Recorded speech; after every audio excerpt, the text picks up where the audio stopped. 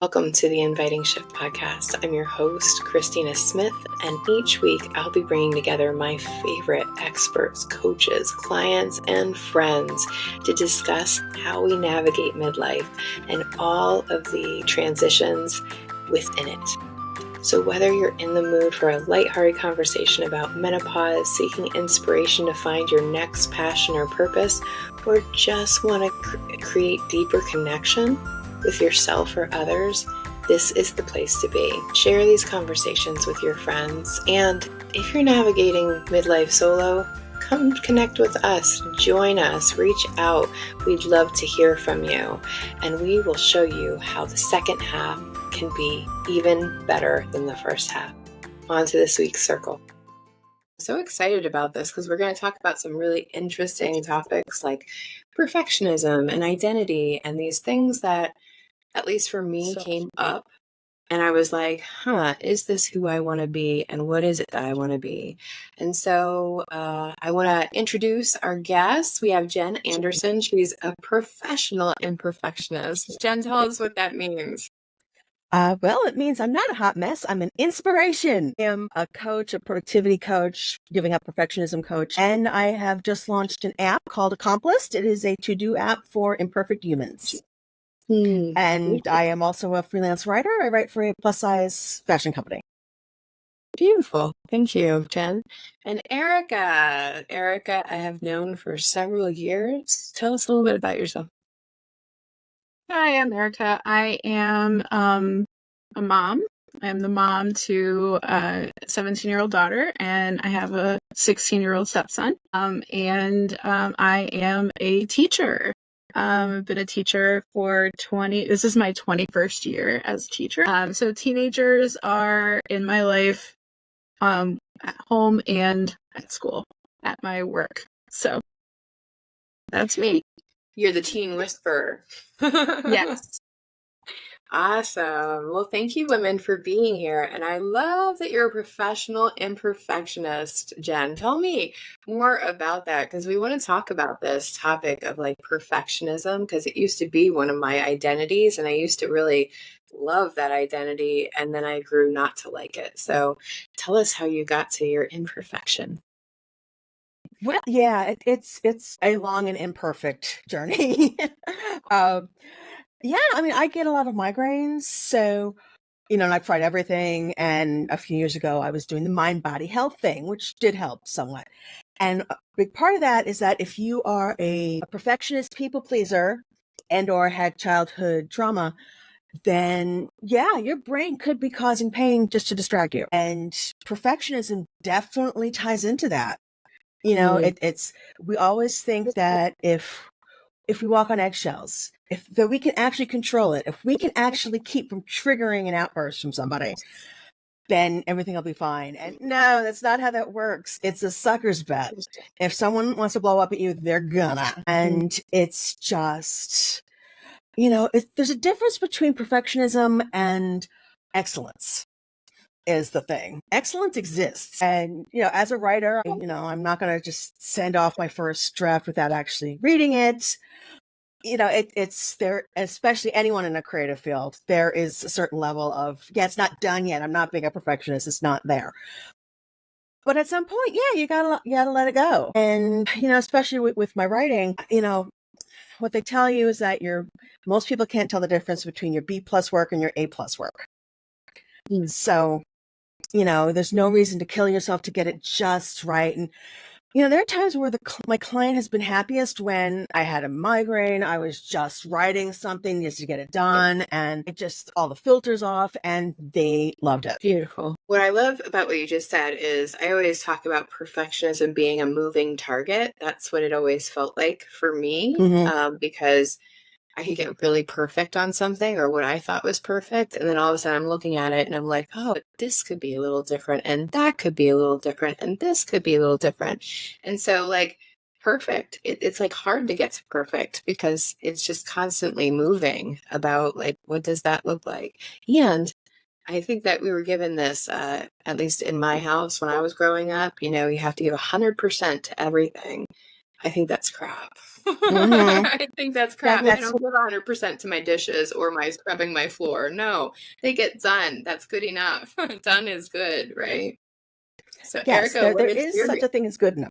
Okay. yeah, no, go ahead. Yeah, there is such a thing as good enough, especially when it's something we're not passionate about, right? I mean, especially, yeah. So, Erica, tell us a little bit about your relationship with perfectionism. Is that something that you've run into? Yeah, I as a teacher every day, mostly for my students, did go to art school. And when is art done? There's always the question that all artists are wondering at all times. And you really, to be an artist, you really can't be a perfectionist, because then you would never finish anything. And so, a good resource for my students, because I was an art teacher for 17 years and I am now an English teacher, and special ed teacher. And I have had to get kids through that journey of understanding what a finished product is, what an edited product is, what a journey is, and what a process is, and that the process to creation is just as important. I used a lot of metaphors, like I had a baby and she's great and she's not perfect, but she is to me. So when you create something, you're creating these babies that, they have a life of their own sometimes, and they just have what it is, whatever it needs to be. And you can keep going. Like, you don't have to stop. You do with babies, but like with projects, you can just keep going, And so if you didn't like one version of it, you can always make a series, or that's why there's so many artist series, because you can't have anything be finished and enough if you have that idea still brewing. So it's good. It can be a good driver to create more. I love that. So, Yes, sounds like absolutely. I'm just going to say, yeah, the one thing that really helped me give up perfectionism was making art. Because I say the key is to find something that you're no good at and you don't care that you're no good at it. And it drove me crazy that I don't draw as well as I'd like. But for some reason, collages, I didn't care about collages. So, years later, I'm making mixed media art, and it doesn't have to be done. It's not great. It doesn't have to go in the fridge. I mean, it's art therapy. It should be bad. And if I ever decide to get better at it, I give my collages away as gifts. I'll cut the big ones up to use them as background for smaller ones. It doesn't have to be done, which I love that so much, because like in my early 40s, I decided I wanted to start painting. I never painted. Erica knows the story that I had really awful art teachers. I did not have an Erica Manville as a art teacher by any means. And it took me a really long time to just get to the point where I was like, let me try art again as an adult. And I bought the canvas and I bought the paints and I stared at them for like a year. I was just staring at these canvas, never cracked the paints. And finally, I had a friend that came up to me and she was like, Christina, what are you doing? Put the damn colors on the canvas and just move them around, because like Erica was saying, it's really about the process. It's not whether or not you're going to be able to hang that thing up or be, think it's perfect or whatever. You're never going to get anywhere if even practice needs to be perfect, right? Like we're talking about the Olympics lately, and even the Olympians, like they have to mess up a lot of times before they can say, hey, actually, this is the way that works. And this is how I'm going to do this. So I think that it's about practice and allowing ourselves not to be perfect. I think starts with like permission, right? Permission not to be perfect, and being okay with that, claiming the imperfection title, because let's face it, none of us are perfect. Yeah, if thinking that if you start painting, all the masters, most of them, started with a mid-grade. So they started with Van Dyke Brown, or they started with a rich color, because having that white blank paper or having that white blank canvas is so uninviting. But then when you add warmth to it, or you just start and taking away from that middle ground, a lot easier than starting from zero. That's lovely. That's a lovely tip. Yeah. So just getting something on there, right? And getting it so that it feels started. And I think that's a really great tip. So perfectionism was a real problem for me. It used to make me really anxious. And I think most of us know that perfectionism is a way that we avoid embarrassment, ridicule, all those things that we're afraid that, will happen if we're not really perfect at something, instead of just saying, yeah, I'm human and I'm practicing. And it also becomes this identity. I mean, I know when I was in the corporate world, like I would be like, yeah, I'm a perfectionist, right? And that's supposed to be a really great thing. And so we can step into some of these identities, not really fully understand the impact that they're having on us. Because me saying that I'm a perfectionist, well, now I have to show up perfect, don't I? I have to show everybody else that that is absolutely who I am. And that part is the part that I think was making me partially ill for so many years, is because I was putting so much stress on myself. It wasn't even what bosses wanted from me. It was what I thought I was supposed to be. And again, this might come from childhood trauma. I know mine did, because I wanted to make sure that people wanted to stay connected to me, and I had a very disconnected family. So I thought, with the perfectionism, of course, for me came people pleasing too. I don't know if anybody here has that issue, but people pleasing definitely came along with it, because I wanted other people to be happy. And I really thought that if everybody else was happy around me, I would too be happy. Anybody else have experience with the people pleasing? Just me? No. Very much me. Absolutely. And you put other people first and they're never happy. That's one of the things that I absolutely love about being middle-aged. I've just given up. I've realized there's no water in some of those wells, and fine. It is. And my brother, I have this quote that from my brother, who moved all the way across the country in his early 20s. It's, sanity is directly proportional to the distance between you and your parents' house. That explains a lot in the last 5 years of my life and why I've been so peaceful. What do you think about that quote, Erica? My child left home at 13. So, I mean, I have to assume that that's part of it. And she is now going to go to college, but she's not that far. I live with my soon-to-be mother-in-law, and I can totally understand that. I mean, mother-in-laws are different. I think when I think of people-pleasing, I think about that we don't always add ourselves as one of the people. And, like, it's okay to include yourself. I don't know if it's American culture or what, but not including yourself is seen as better than including yourself. Like, not being too, like, stuck on yourself or, like, selfish. And my mother has instilled in me that I should never think about myself. And I think that that's the problem, is that you should include yourself in who you're thinking about and considering. And so I think that I remember exactly when it was. I'm 48 now. I was 38. I can remember exactly what happened when I decided, like, I was no longer going to not include myself. I was going to make sure that I added myself in. And, those kind of decisions take time. And I feel like it's perfected over a decade. And at 48, I can really say that I spend a lot of time helping myself and getting over the shame associated with caring for myself in a way in which I feel like I'm a good person and I can say those words to the mirror. Mirror work, yay. And be okay with it, because I've had the courage to allow for a decade for me to think and add myself into the equation when I'm making decisions.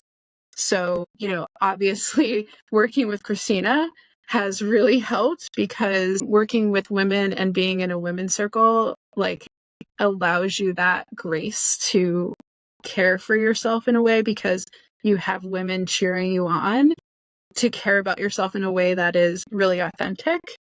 And when you have those feelings of shame or feeling like embarrassed that you actually considered yourself in that moment, usually the support is, of course you should, And so I think having like-minded individuals around you is really important for that.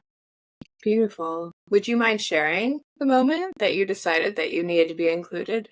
Is that something that you'd be willing to share? Yeah. And if not, you can say no. Yeah, please. I would love to. I had my baby at 30, and I got a divorce at 32, 33, something like that. And I'm not good with numbers or remembering dates. But so my child was about 8. Yeah. And I was between relationships, and I had a boyfriend that worked in Antarctica for 6 months out of the year, and he had sworn off Antarctica, and he was going to just be with me and my kid, and we were going to get married. And then he was gone for 6 months and 4 months, and he broke up with me on FaceTime. There's no other way because you're like iced in Antarctica. And so I had been really working on myself during that 4 months and had really been trying to create space for myself. And I had read some Gabrielle Bernstein books about like caring for yourself. And I'm forgetting the word, that putting the ing in your life was the subtitle. Anyway, I was doing a lot of like working out and really trying to help myself. And when he broke up with me, I was in this like space of like really trying to connect to him spiritually. And so when he broke up with me, and he broke up with my child, who was like devastated, long distance, it's like that energy shifted that I was spending trying to connect with him long distance. And I said, you know what? I deserve that. All of that energy I'm trying to connect to another human being as a single mom, I should be spending that energy for me and for being that mom and being the kind of person that I would want my, then 8-year-old to grow up to really like understand that being a strong woman is important and caring for other people are important, but you should be able to care for yourself.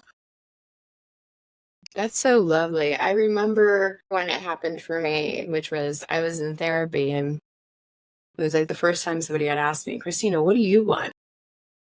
And I was like, well, I want to be a good wife, and I want to be a good mom, and I want to be a good friend. And the therapist was like, no, that's not what I mean. I mean, what do you want for yourself? And I didn't have an answer. I mean, and I've been on like, a 15-year trek finding that answer and finding different answers for that. And it's something that I still think about is like, wow, am I trying to be something for someone else, or am I actually showing up as me? And that's really, because I can wear so many masks. And I went to many, many different schools, and I was a different person in every school that I went to because I was in high school or middle school, and you want to fit in and you want to be accepted. So the first group that would accept me in was like my group. So I went from like metalheads to the preppies to the athletes. I mean, it was crazy. And so if I went to like a football game where there was multiple schools, nobody recognized me because I showed up differently for each one of those groups. And that had a huge part of my people pleasing. And, at the time, that was the only tool I had in my pocket to be able to survive all that, transition that I was going through. But really, when my therapist asked me, and then she was like, that's what you want to be for other people. What do you want to be for yourself? And I thought that was so amazing. Jen, do you have a story about breaking up with people pleasing? Do you know when you decided that it was no longer for you? Gosh, I don't know. I mean, it's for therapists is the charm. I think it's there was a workbook called Healing the Inner Child or something like that, and my therapist at the time gave me assignments. Okay, do this chapter, do this, and it was transformative. It helped so much. Because when you're in it in certain experiences, you're just trying to tread water. When I was in my early 30s, I called up my mother and looking for sympathy, fool that I was, for a guy who had broken my heart, and she then went in on this long onslaught about all the times that she had her heart broken before she got married. And we're talking like 40 years earlier. And, in retrospect, you're like, okay, that was just batshit. That was just absolutely ridiculous reaction. But at the time I was just like, at the time I was like, but what do I do? And kicking myself a little bit immediately afterwards. But years later, I'm like, there was no water in that well. Went to the wrong person. I mean, look back, it's weird. It's you get to a certain age and it's just like, I just ran out. I just couldn't care anymore. Yeah. So we've been talking about people pleasing and perfectionism and how these can be two identities that we have a hard time letting go with. And my struggle with identity is that sometimes when we call ourselves something, then we box ourselves in. And one of the biggest identities for many of us, and Erica, I know that you can speak to this because you're having kids growing up and getting out, just like I have, that mom becomes an identity for a lot of people. That if we have kids, we suddenly, like, that becomes our whole identity. For some people, it wasn't for me, but for some people, that could become their whole identity. And then they have a hard time letting go of their kids. And what I find is the women that come to me in midlife, they're letting go of their kids and they're like, who am I now? Now that I'm not a full-time mom, who am I now? And this can also happen in retirement, right? Like if I've been a lawyer my whole life, now that I'm retired, I'm not a lawyer anymore, really. Like, so how do I let go of those identities? And what I loved about what you were saying, Jen, is that I believe that midlife is a time where we start questioning ourselves more. Like, is lawyer or mom the only things I want to be? Can't I have a whole, because at 50, we still have decades to live. God willing, we still have decades to live. And so how do we shift identity? I'm curious to hear both of your answers about that. What is it that you've been doing to maybe let go of identities or at least shift them or transition them? I think for me, it's to be really thoughtful. When we started this and we introduced ourselves and you wanted us to tell a little bit about ourselves, I resisted the urge to say I'm a teacher because I don't want to just identify myself with, my job. I am a teacher because you can be a teacher and not be a teacher at your job. And I feel like I am naturally a teacher. But I've been trying to have those different parts of myself as important as part of my identity. So when people say, well, what do you do? I try not to always say teacher or I work as a teacher because I know that's what they're really asking, but to talk about other parts of myself more often because voicing it is really part of internalizing it. And so I guess one thing I talk about is being an artist. When I have to do a bio, for anything, I like to not include my job first because it isn't really my priority. It's a means to an end, and it is something I enjoy. Luckily, I have a job I enjoy, but most of the time. But to say I'm a hiker, I'm an artist, I'm an empath, I'm a caring person, I like to add in those details because teachers can be all kinds, like there can be all types, as you were talking about you're never having a good art teacher. Like, so I want people to know what kind of person I am, that I'm I spent a lot of my life in school not talking, so I was selectively mute. So instead of saying, well, I was mute, I say I was a really good listener. Like, and I was. So my superpowers are that I am empathic, I am caring, I am loving, and that's really what informs my teaching. It's not that I'm some sort of expert trying to like fill the minds of children. Because sometimes, honestly, if I'm teaching art or teaching English, I don't even get to it. Because the most important thing is what they're going to remember is how I treated them as people. So I guess the way I get through that part is I really just add agency and credence to the different parts of me and feed them and talk about them. I love that so much because what I'm hearing is that you talk about your gifts and your strengths rather than a title. Like, I'm a creative, I am a caring person, I am, you know, I do have children, that's okay, but I'm not just mom and I'm not just a teacher, because even moms can show up very differently, can't they?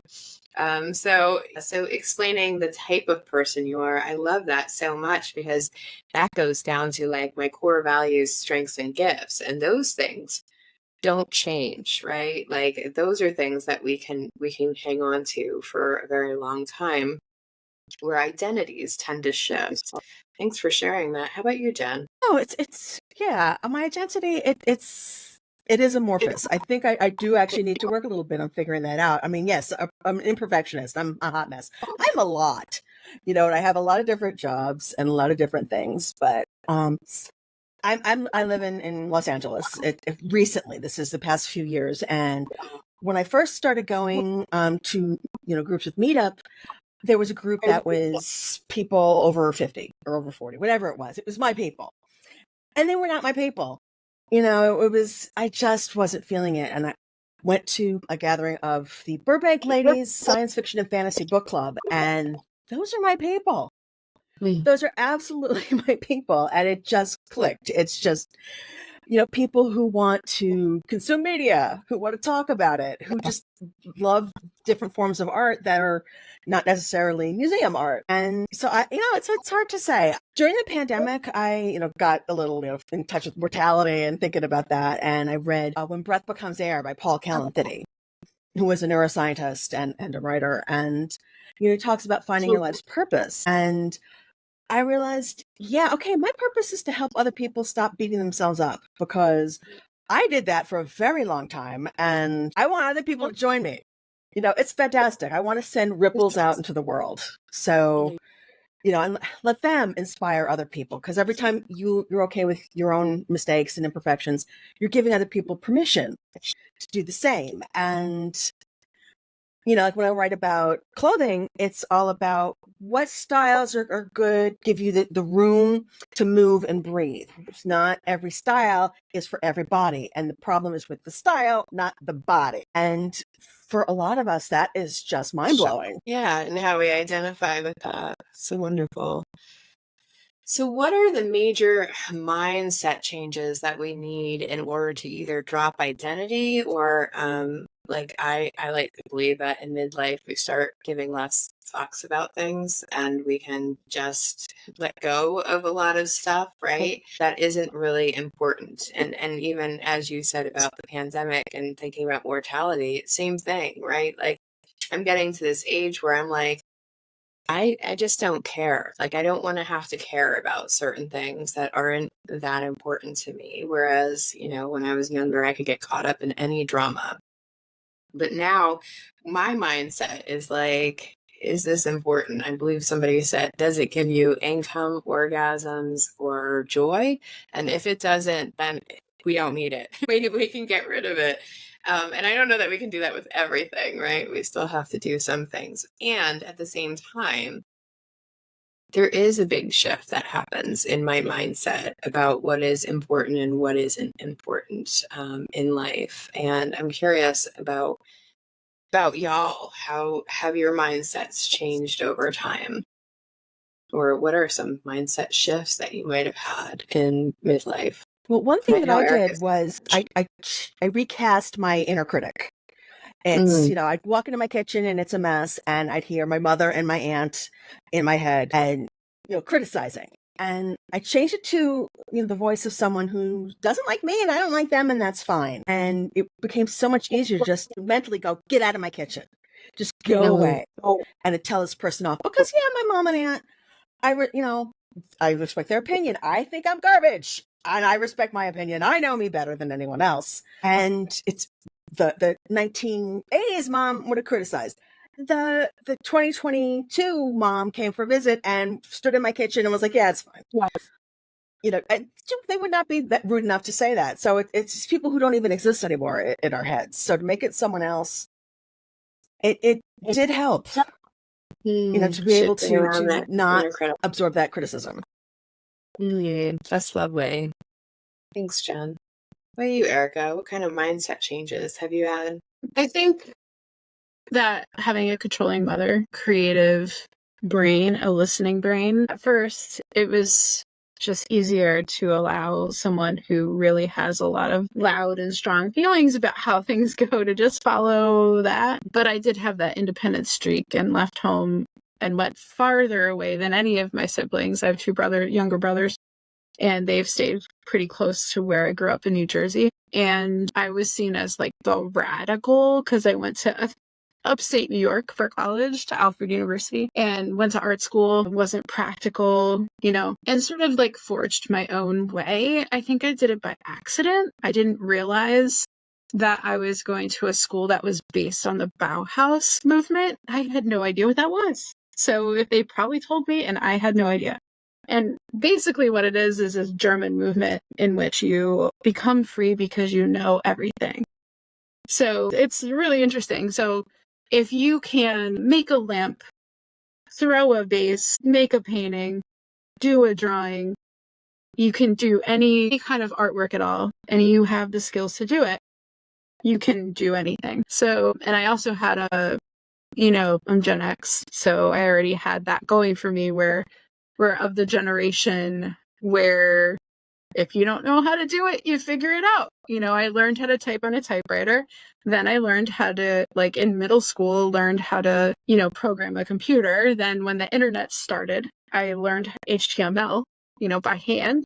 So it was just one of those things where I'm just used to things changing. I'm used to there being the new thing. I'm used to those types of things. And so I feel like I just embraced that part of myself where I was like, you know what? I don't know what I'm doing, but I'm sure I'm going to figure it out. Even this weekend, I went to Chicago to Lollapalooza last weekend with my child and her best friend, and they're in a band together.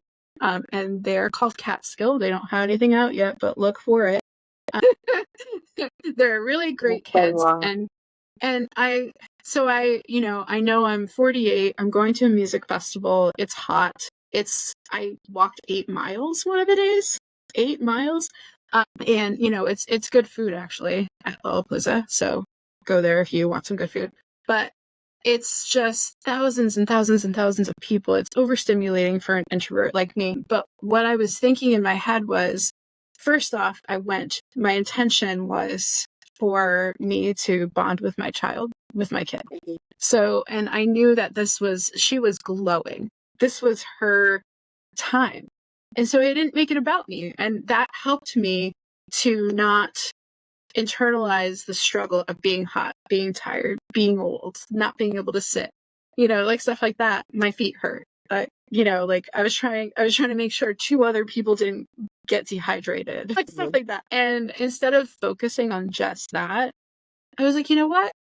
I don't understand the music of these kids. Like, why don't I try? The Deftones were there, which, I know them. I opened up to the possibilities that I could enjoy what they were enjoying and that I could try to see what it was like for them. And I think that it was a key to my happiness in that moment because I wasn't listening to the every adult I asked to go with me, by the way, was like, you're insane. Fuck that. Like, I'm not, like, I've done enough of that. And I went to I've been to the Lollapaloozas in the 90s, so I knew what I was getting myself into. Instead of thinking that way, I just thought, luckily I'm physically capable, enough. And I could make it about the journey of the process of that instead of, all the other voices.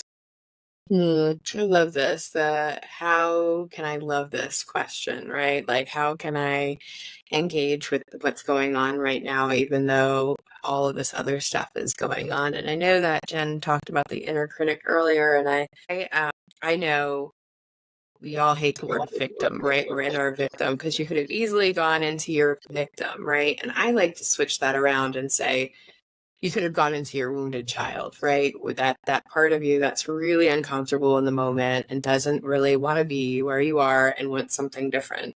That's my wounded child. She shows up a lot lately. And she's like, I don't want to be doing this. I don't want this. I don't want things to be this way. So I can easily give in to that wounded child if I want to, or I can recognize it and step into a different part of me like you did and be like, hold on, what is my purpose? What is the goal here? Right. It's about my kid getting what she wants out of this event. And it's me being able to be joyful for her, that she's getting what she needs out of this event. And I think that that's really great. The other thing that I wanted to touch on is, and we've done this in coaching, is I know you're an early adopter. So your mindset shift, you are really great at shifting your mind, right? I think that you can shift from one thing to another. You can open yourself up to things that might make me a bit uncomfortable, even as a coach. And you're really good at just jumping in things. Now, I am of the 80s too, or the Gen X generation as well. And so I know that I can go out and do things, doing things, and me switching my brain is like two different things for me. Whereas for you, I am more like your fiance. I know we've had this conversation where we want other people to try it first. We want to know that it works. We want you to convince us that we have to change because I'm not really into change unless there's a reason I need to change. And you do it for fun. Like you need to like shake up your life on purpose because that's what keeps you like, going is you love to shake up. And so I guess I'm saying this so that people out there understand that there are different aspects. Some people are really great at mindset shifts. I'm a coach. And I still am a late adopter and I still have to know that there's a reason why I'm shifting before I do it because I don't want to do the work. I don't like change. I want things to stay the same, even though I know that that's never going to be the truth. And I know that I would get bored if they did stay the same at some point, just not as quickly as you were. I feel like my years and years of being tentative and not speaking, my mom made sure I was like afraid of the water, like don't go in there, you don't know what's in the water, like afraid of like mostly everything. Oh, don't try that. We don't know if it's okay. And I think that the years of that and not talking gave me enough of that time. Like I had like 17 years before, because I was 17 when I was at college, of not talking, not trying things. So like I had that time to not do things. So now I feel like I'm making up for lost time. And when I was a teenager, I remember this day. I have a weird memory. I remember almost everything about this day where I was eating a pickle and I was like, I don't know if I like pickles. And this person looked at me and she goes, well, why don't you just decide to like it then? And I was like brain like exploded. Like, why don't I try to like just say I like it, And it's amazing how much words are spells. So I say this all the time. If you constantly wake up and say, I hate this sucks, like, I hate waking up, like, it's the morning, this sucks, it will continue to suck. But if you try to say, you know what, I'm waking up this morning, it's not so bad. Like, I'm not expecting you to change completely. Maybe decide in that moment, just one tiny moment, that it's not as bad as it seems. Or maybe you do actually just like pickles. And I think that in art school kind of, I mean, it was like boot camp, my art school. So it was like, you're going to learn how to make a lamp right now. I've never made a lamp before. Well, you better do it because you're expected to have a lamp in 3 weeks, So like stuff like that, I think helped me. I almost said broke me. One or the other. It's breaking. It's more like changing. Sometimes we need a little break before we can make a mindset change. At least for us late adopters, that's for certain. Jen, what are the mindset changes that you've had, and like how are you a late adopter or an early adopter? I'm definitely a late adopter. I absolutely hate affirmations because they work. Why? Oh my God, it's just so dorky. It's just because the Generation X thing. It's so uncool, but it works. It is just so annoying that I put off trying them for so long, and they're so effective. So definitely a late adopter. But one thing that has helped me is the Generation X. No one's paying attention. Because no one's paying attention. I sold a personal essay about how I love that my marriage is boring. I just love it because I grew up in chaos. And my brother read it and he was like, okay, no, it's good. Mom's not going to like it. My mother's never read it. It has been years. And yes, I went from my parents do not understand what I do for a living. They don't pay attention to me to they don't pay attention to me.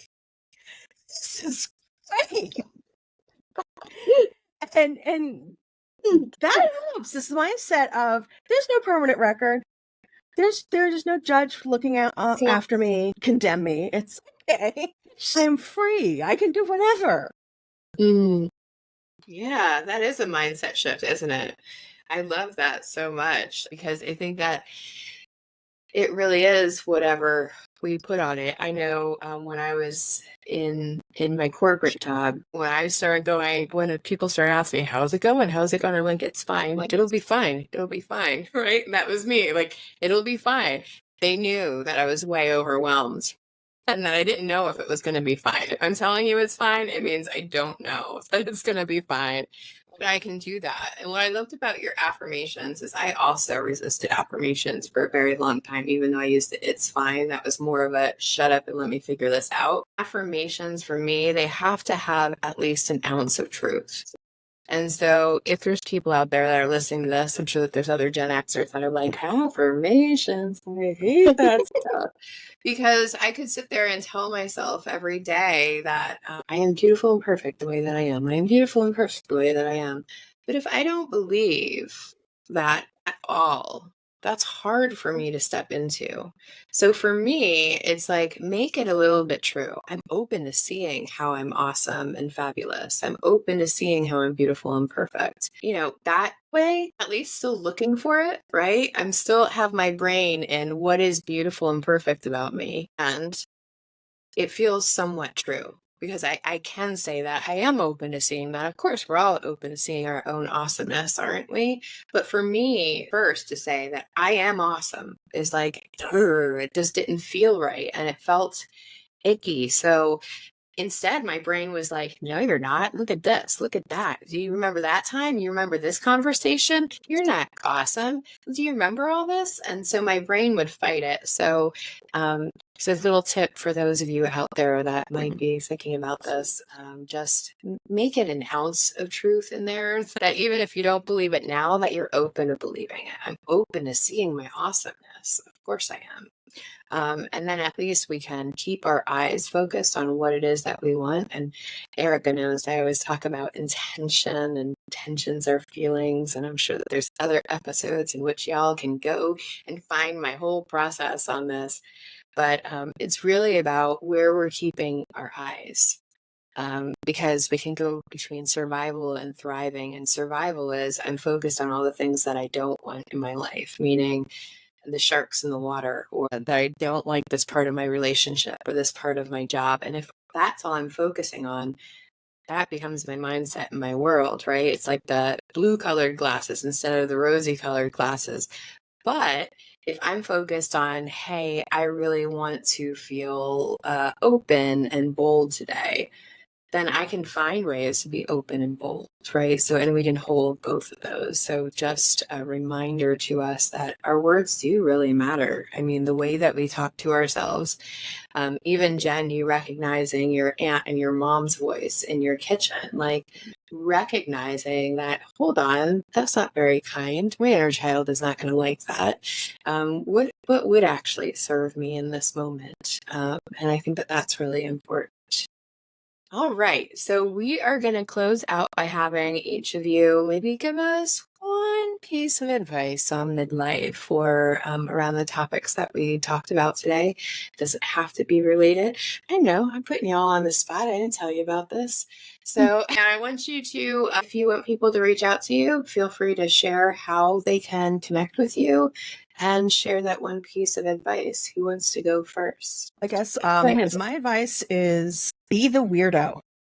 Do you want to be the nice little old lady, or do you want to be that wacky old lady who wears outrageous clothes, who everyone is paying attention to, and it makes everyone's day that, just to see this person being 100% themselves? And Yeah, be the weirdo. And they can find me and all my stuff at accomplished.app. It's the word accomplish, but with a T instead of an H, and autocorrect is the bane of my existence. On the Facebooks and the other places, it's Team Accomplished. And yeah, the app is available for the phones, the iPhones, and for the Googles, the Android. A little bit more about it. What is the app? Okay, well, it's a to-do app where you can mark things skipped because we try to do too much. And at the end of the day, you feel like garbage. So some things you skip. And for repeating tasks, some things that if they show up every day, they're not going to show up as overdue the next day, even if you don't touch it, because there's today's version of it. So today's meditation, it doesn't, not like I have to make up for not meditating yesterday. So there's that. And there's a delegated status because we always forget that there are people we can ask for help, and the delegated stuff goes off of our list and onto a delegated list, so we can go look and if you have to follow up, you'll look at that list. It's not my thing that I have to do now. So it's designed to help you reprogram your brain and shift your mindset and just get used to being imperfect. Being inspired to be imperfect and being good with that. Yeah, I love that so much because some of those apps, they want you to like, oh, this is all overdue. That's why I don't use any of those to-do lists because it gets too chaotic. And I love that. It's like physical form of like allowing yourself to just let go of things and start today fresh. Beautiful.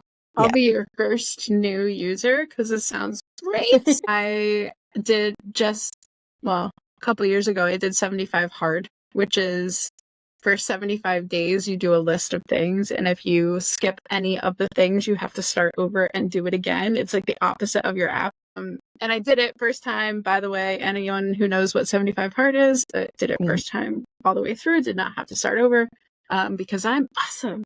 But you're an early adopter is what it is. I do the thing. If something needs done, I do it. Like I just do it. So my piece of advice is that you're relevant.